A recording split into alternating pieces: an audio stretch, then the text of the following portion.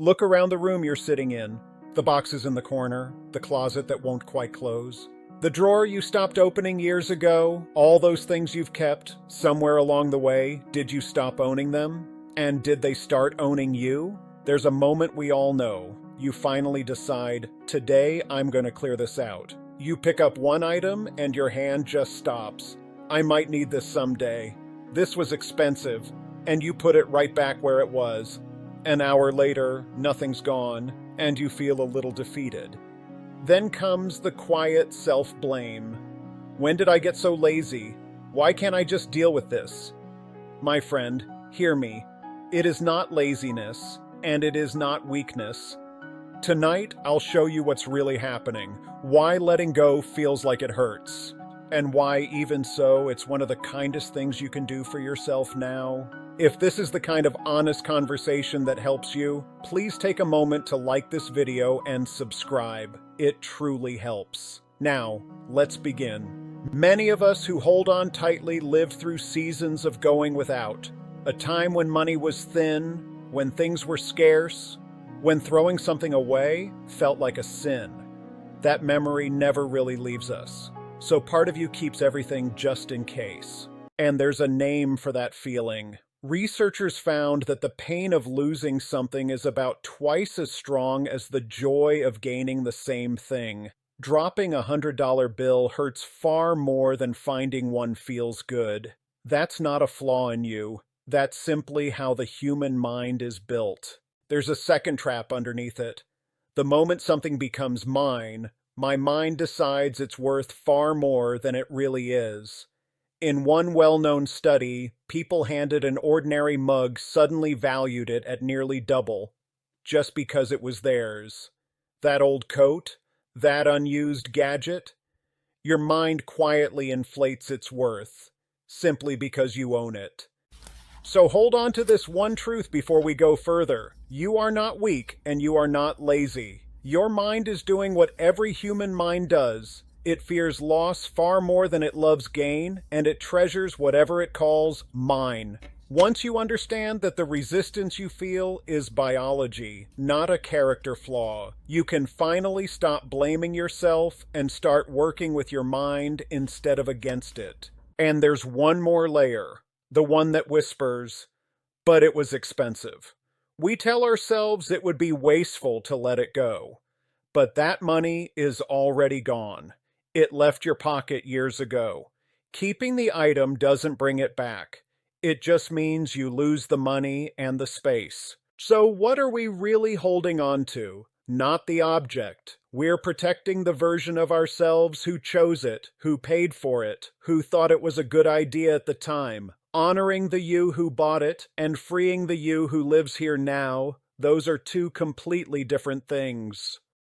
There's a deeper reason we cling to, and it isn't about the things at all. So much of life we cannot control. Our health, our children's choices, the world outside our window. But objects we can control. So when life feels uncertain, we hold tighter to our stuff because it's the one thing that stays put. That's why a crowded home often quietly mirrors an anxious heart. The more uneasy we feel inside, the more we surround ourselves with things, hoping they'll make us feel safe. But here's the painful irony. The more we pile up, the more uneasy we become. Because deep down, every unused item is a small, unfinished task, silently waiting. Think about it. The book you never finished. The shirt with the tag still on. The hobby supplies from a project you set down years ago. Each one quietly says, "You still haven't dealt with me." And a home full of those whispers becomes a long, invisible to-do list you carry every single day without even realizing it. So here's the second thing to carry with you. Clutter isn't just stuff, it's a list. Every unused thing in your home is a small, unfinished decision quietly waiting on you. And you've been carrying that whole list all day, every day, without knowing it. When you let one thing go, you're not just clearing a shelf. You're crossing one weight off a list your heart has been holding far too long. Now here's where it turns serious, because this clutter isn't sitting there harmlessly. It costs you something every single day. Researchers at Princeton found that when there are many objects in your view, the cells in your brain compete for your attention. The energy you need to focus gets scattered across all that visual noise. And you might think, but I'm used to my things, I don't even notice them. That's the deeper problem. Your conscious mind tunes them out. But underneath, your brain is still processing every single one, like a phone with dozens of apps running in the background, quietly draining the battery even while it sits in your pocket. That's why you can feel exhausted at the end of a day when you've done nothing. Your mind has been working overtime, just managing the things around you, and it goes beyond tiredness. A study at UCLA found that people who described their homes as cluttered and unfinished had stress hormone levels that stayed high all day long. That hormone is meant to be high in the morning and fall gently by evening, so your body can rest and sleep deeply. But in a crowded home, it doesn't come down the way it should. So a messy room isn't just unpleasant to look at. Sitting in it puts your body in a low, constant state of alarm, a quiet bell ringing softly all day. So remember this: a cluttered room isn't only hard on the eyes, it's hard on the body. It keeps you in a low, all-day state of quiet alarm, your stress never fully settling, your sleep never fully deep. And the opposite is just as true. Every bit of space you open up becomes a place for your mind, your body, and your breath to finally rest. But here's the part I most need you to hear, because it matters more as we get older. This isn't only about stress, it's about your safety. According to the CDC, more than 1 in 4 Americans over 65 has a fall every single year.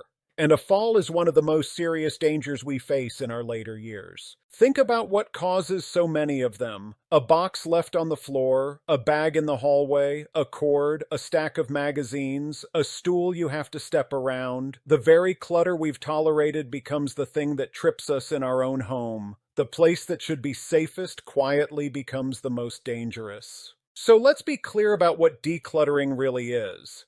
It is not about a pretty home for guests. It is about moving freely and safely through your own space, living in your home longer, more independently, without fear of that one wrong step. Less to trip over means more freedom. That's what this is really for. And let's talk plainly about cost. We tell ourselves keeping things is free. It isn't. Every unused item takes up space, adds to your cleaning, weighs on your mind, and one day becomes someone else's job to sort out. That thing you never use is quietly paying rent, taking up half a closet, a corner of the garage, a shelf you could be living with. And here's the heart of it. Letting go isn't losing. It's making room for yourself again. Room to move safely. Room to breathe. Room to live independently in your own home for years to come. The things you release were never the treasure. You are. The space you clear is simply you, making a place to live freely once more. So how do we begin when our minds are wired to resist? The secret isn't fighting harder, it's changing the question. Most people start by asking, what should I get rid of? And the moment you ask that, your brain goes into defense mode, clinging to everything. So don't ask what to throw away. Ask instead, what actually helps the life I want now? When you go looking for what serves you, what keeps you safe, what you truly love, what you actually use, your mind shifts from fear to clarity. You're no longer losing things. You're choosing your life.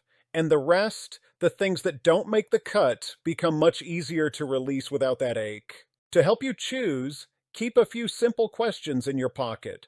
Does this help the person I am today? Does it make my home safer or more dangerous? Am I keeping this out of love or out of guilt? Would my children be grateful to receive this or quietly burdened by it? And honestly, anything you haven't touched in a year, you most likely never will. Now, I know which things are hardest. The keepsakes, the mementos, The drawings your children made decades ago. The things from people who are no longer with us.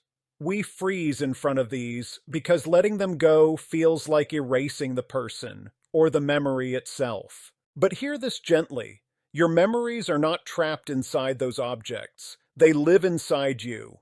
And ask yourself honestly, is that treasure somewhere you see it and smile every day? Or is it buried in a dusty box you haven't opened in years? A memory hidden in a sealed box isn't being protected. A single photo, one short note, can hold more love than 10 boxes ever could. And here's a kinder way to think about letting go. You're not throwing things away. You're giving them a second life. That coat gathering dust in your closet could keep someone warm this winter. Goodwill, the Salvation Army, a local church or community center, when you give an item there, it doesn't end. It begins again in someone else's hands. There's one more reason to do this, and it's the most tender of all. One day, the people you love will walk through your home, and what you leave behind will speak to them. A clear, cared-for home tells them, she knew what mattered, he lived well, right to the end. A home buried in clutter tells them something else first. How will we ever sort through all of this? Decluttering isn't only a gift to yourself. It's a quiet act of love for the family who comes after you. So let me leave you with something small and doable, because you don't have to do this all at once. Not the whole house. Just one drawer, one shelf, one box. Direction matters more than speed. And if you'd like a place to start tonight, try this. Choose just 10 things. 3 to let go of, 3 to give away, 2 to ask your children about, and 2 to keep as a photo instead of an object. Because in the second half of life, it isn't the one who carries the most who goes furthest. It's the one who travels light. Thank you for spending this time with me. If this helped you today, please like and subscribe. And if someone you love came to mind while watching, share it with them. They may need to hear it too.